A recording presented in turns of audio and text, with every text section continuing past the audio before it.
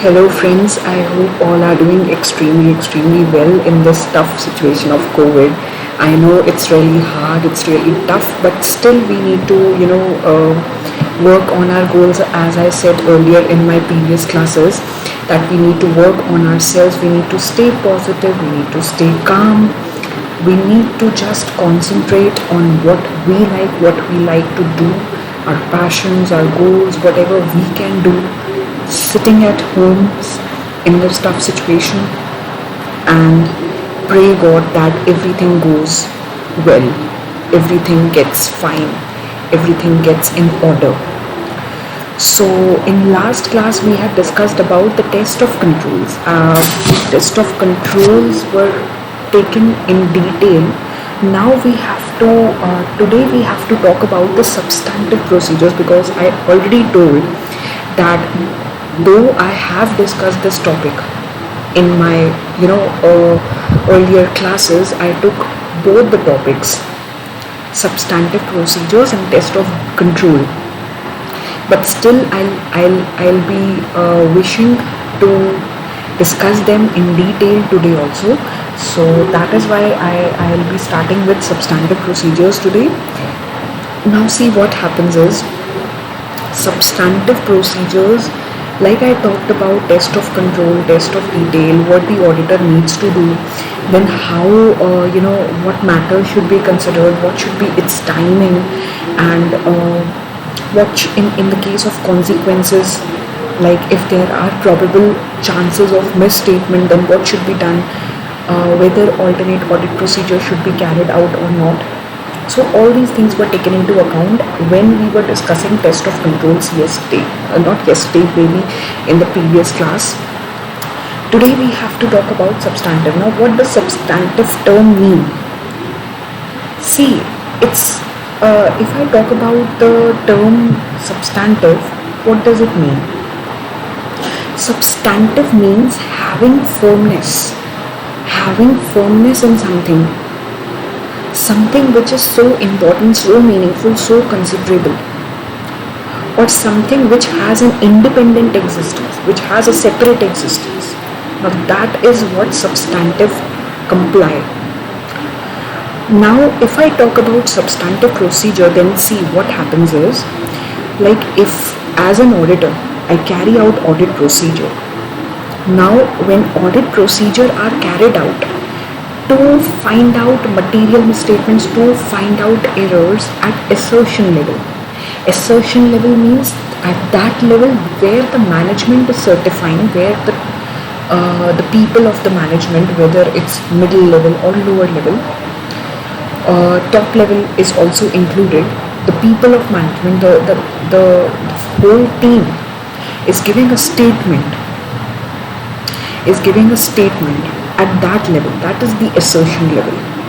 Now procedures are carried out in order to find out misstatements at that level.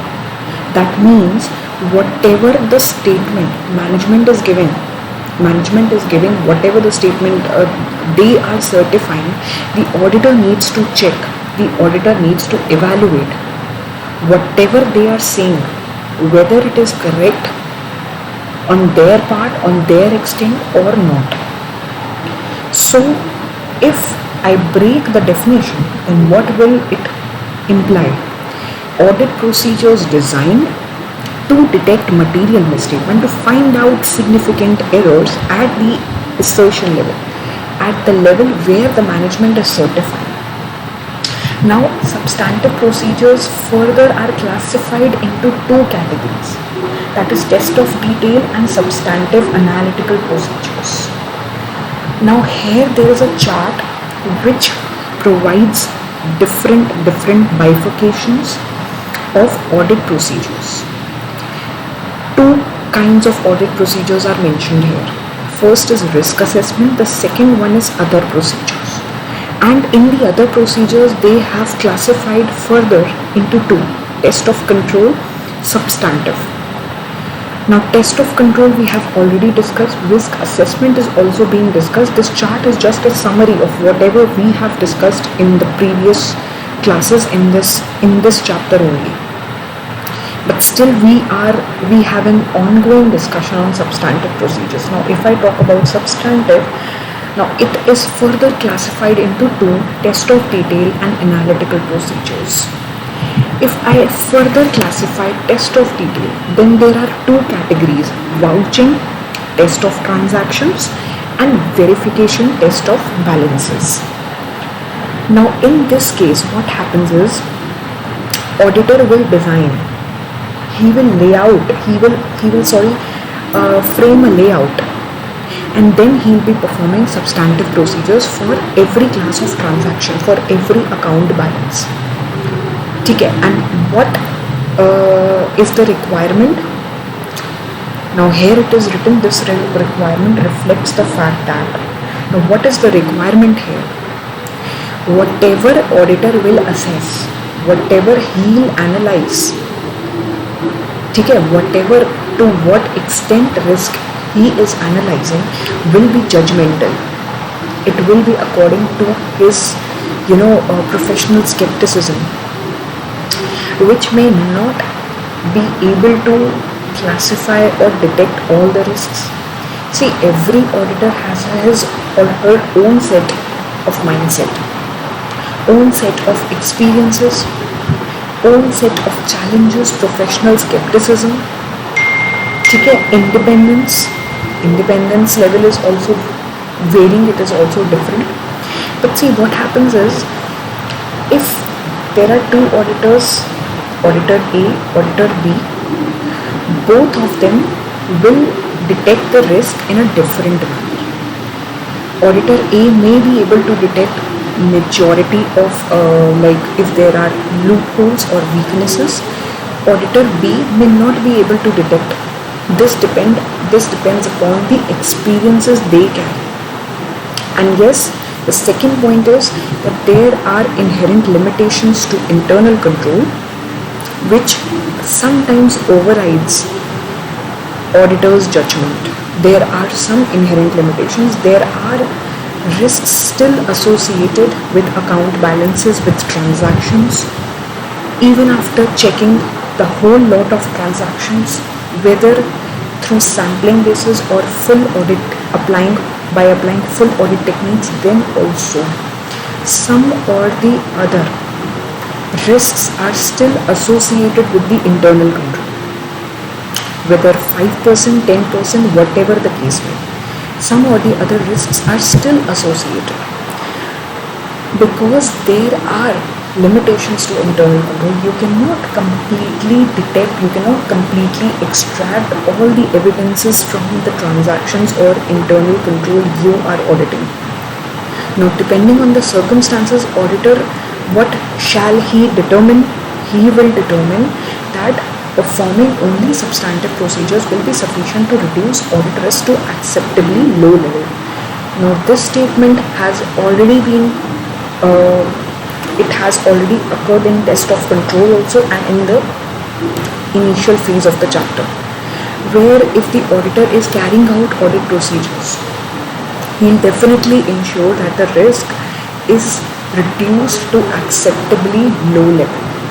He will carry out the audit procedures. He will not be able to completely terminate the risk.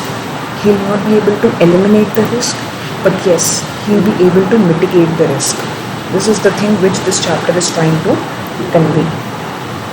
So this is what the chapter is telling. And the second point is, the auditor may determine that the only test of details are appropriate. Like after carrying out substantive audit procedures and checking through test of detail, he may determine that only these set of procedures are appropriate for carrying out the audit.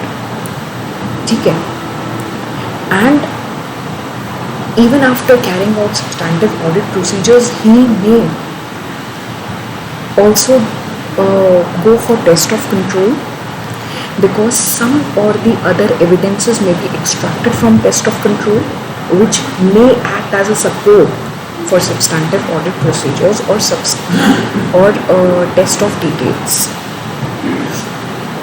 A combination of substantive analytical procedures and test of details are more responsive to assessed risk. Yes, where both these techniques, both these procedures are carried hand in hand, then the risks can be analyzed, they can be detected more easily. And substantive procedures mainly, mostly they are applicable when the transactions are large, they are in huge extent, the transactions are high in number. The nature of risk and assertion is relevant to design of test of detail. Yes, perfectly right, it is written here. Whatever the risk is associated, whatever the assertion is there, it is very much important for knowing the design of test of detail, because test of detail in at last depends upon the risk. Like once you start carrying out test of detail and formulate how it should be carried out, how it should be done, then only you'll be able to detect how much risk is there, not perfectly 100%, but yes, to the extent of 80%, 85%, and what assertion the management is giving, whether it is, to the extent it is right or not. And because the assessment takes account of internal control, extent of substantive procedures may need to be increased when results from test of control are unsatisfactory. This is a fact. When you're not getting good results, appropriate results from test of control, you'll have to carry out substantive procedures, you'll have to increase its extent. Because after all, test of control are not giving good results. And yes, extent of testing is ordinarily thought of in terms of sample size. However, other matters are also relevant, including whether it is more effective to use other selective means of testing, which means testing, whatever testing is done, though it's it's taken into consideration, it is decided in terms of sample size, but yes, other matters are also important to decide or to choose the means of testing, what this point is trying to say or convey. Now they have talked about external confirmation. External confirmation means when, as an auditor, you are checking the transactions, the account balances, but you need to confirm from the third parties whatever transactions the company is processing day by day, or it's into it. And if it is linked, if the organization is linked to the third party, then whether it is acting as per the norms, as per the rules and regulations with the third party, its relationship with the third party is good or it's worsening. So to check that, what the auditor has to do, he has to check the transactions, whatever transactions the company is having with the third parties, that is the banks, the lenders, the shareholders. Okay, so all these people, they come in the third party category.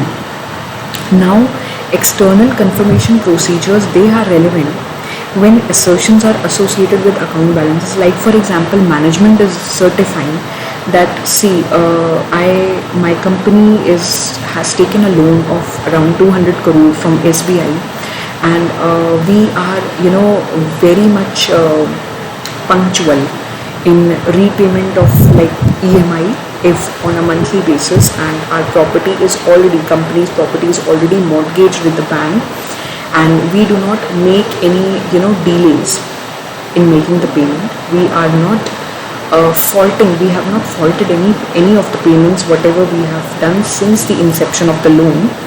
So if the management is certifying, now the auditor needs to check that assertion level, and for checking that assertion level, the auditor needs to he needs to take a confirmation from the bank, from that respective bank, from SBI or maybe any other bank, whatever the case may be. It's just an example. So auditor will request whatever terms of agreement, whatever bank has given, whatever whether the company has agreed to it in a valid manner or not, and the transactions between the company, the organization and the bank, or maybe any other party, he'll have to confirm it from the third party, that is from the bank or any other party, lender, it may be lender also. So he'll check the sanction letter, he'll check what is the rate of interest, what is the EMI, and whether the property papers like equitable mortgage has been created or not. All these things will be discussed, will be taken into account, and will be confirmed from the manager of the bank. And what is this sentence saying? It's saying that external confirmation may also be used as substantive procedures, like it may be used, it may act as substantive procedure in order to obtain evidence, in order to take risk, to mitigate risk, to reduce it to an acceptably low level. So all these things are, see, it's written here about the bank balances, account receivables, inventories held by third party, property, title deeds held by lawyers, investments held for safekeeping, amounts due to lenders, account payable balances, all these things are mentioned here. So external confirmation procedures may also be performed, and they will definitely act as substantive procedure. So because what is happening is, why it's linked with substantive procedure, because the auditor is, what is he doing? He is checking the assertions given by the management. Okay, he's checking whether there are any material misstatements in the assertions given by the management. So in that way, external confirmation may act as substantive procedure. Now there are factors also that may assist the auditor in determining whether procedures are to be performed. What are those factors? Willingness of the party to respond, like whosoever is it, whether it is bank or lender, whether they are willing to give response to the auditor in respect of that party, in respect of that organization to whom they are related. Responses, if they are giving it in a very frank manner, in a very straightforward manner, that shows that they are truly, their association with the company or organization is in good faith. But if they are ignorant, or they are not much answerable, that may be a sign that the particular third party is not having a good relation with the organization. So all these factors are considered, like if third party is responding, it's taking time to respond, or is not accepting any responsibility, or is having concern about the legal liability, or maybe may account for transactions in different currencies, or may operate in an environment where responding to confirmation request is not a significant aspect of day-to-day operations. So all these things are considered. And next point is the last point is, if the confirming party is a related party. Now in that case, if there is a lender and it's already a related party, related to the entity, to the organization, then whatever responses, whatever assertions they are giving, they may not be reliable. The auditor will have to rethink on that. He may not be able to trust that particular third party response. Now they have talked about substantive procedures related to financial statements. See, there are different kinds of substantive procedures, like previously I talked about external confirmation. Now they have mentioned about the financial statement closing. So in that case, what happens is, the auditor shall perform various procedures, like he'll reconcile, he'll match the financial statements with the accounting records, he'll analyze the journal entries and adjustments, whatever they have been made during the financial year in preparation of financial statements. So all these matters, all these things will help him get associated with substantive procedures, get linked to the substantive procedures. And all these examinations, all these analysis will help him in reducing the risk to acceptably low level. So when the auditor already has determined that whatever the assessed risk at assertion level is material, it's major, then the auditor shall perform these procedures, which are helpful in reducing the risk. And in that case, it let us assume that test of control have already been performed. Then after that, the auditor is carrying out substantive procedures which may include test of detail. So he'll do is that he'll be carrying out these test of details, these procedures which are connected to the risk, which help him in extracting those situations, those cases which help in eliminating, not completely eliminating, but reducing the risk to acceptably low level. So all these things are given in this module of ICAI, and there is an example mentioned. Please do study it, and the meaning of assertion is given. Please try to understand. I have already explained it in my previous classes, and yes, every time whenever I am teaching, I don't use this word assertion. I already express it in a manner that it is a certification by the management, it is a statement by the management, okay? Related to accounts or disclosures or maybe closing balances. Now they have explained the use of assertions, so we'll be discussing this in our next class, and I hope you like the session, and please do not forget to like, share and subscribe. Press the bell icon for latest updates, and yes, do study well. Though exams have already postponed, CA final and intermediate exams have been postponed, and there is no cut-off date released yet, but still you need to study. You need to keep updating yourself so that you do not forget whatever you have learned in previous classes. So it's very, very important to study.